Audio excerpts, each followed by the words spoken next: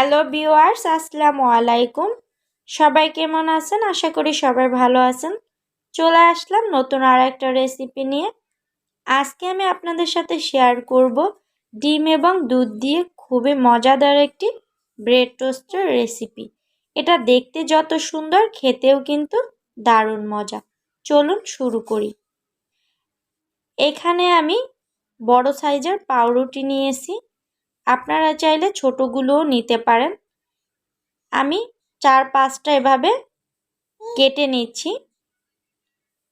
এভাবে করে আমি কেটে নিব। আমার কাটা হয়ে গেছে। আমি এখানে 3 পিস রুটি নিয়েছি। 3 পিসেরই আমি 4-5টা ভালোভাবে কেটে নিয়েছি। এখানে আমি একটা বাটি নিয়েছি। এখন আমি এখানে 2টো ডিম নিব। ডিম দুটো আমি ভেঙে নিচ্ছি। এখন আমি দিয়ে দিব চিনি। এটা আপনারা আপনাদের প্রয়োজন অনুযায়ী নিয়ে নেবেন। এখন আমি এখানে দিয়ে দিচ্ছি দুধ। এখানে আমি 1 কাপ পরিমাণ দুধ নিয়েছি।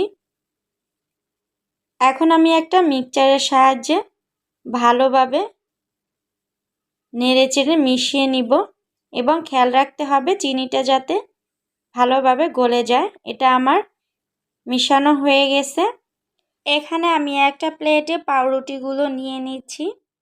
পাউরুটিগুলো নেওয়ার পরে ডিম, দুধ, চিনির মিশ্রণটি আমি পাউরুটিতে একটা চামচের সাহায্যে খুব ভালোভাবে লাগিয়ে নিচ্ছি।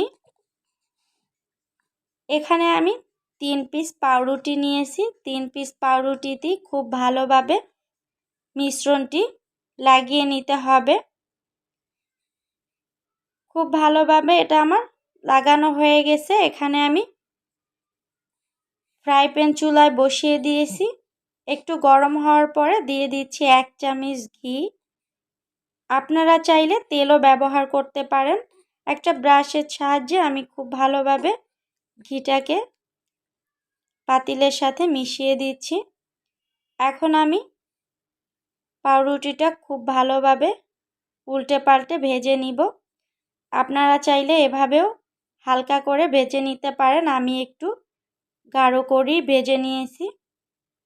দেখেন কালারটা কতটা সুন্দর হয়েছে। আমি আপনাদেরকে একটু কেটে দেখাচ্ছি। দেখেন কতটা নরম হয়েছে, দেখতেও কতটা সুন্দর, খেতেও কিন্তু দারুণ মজা।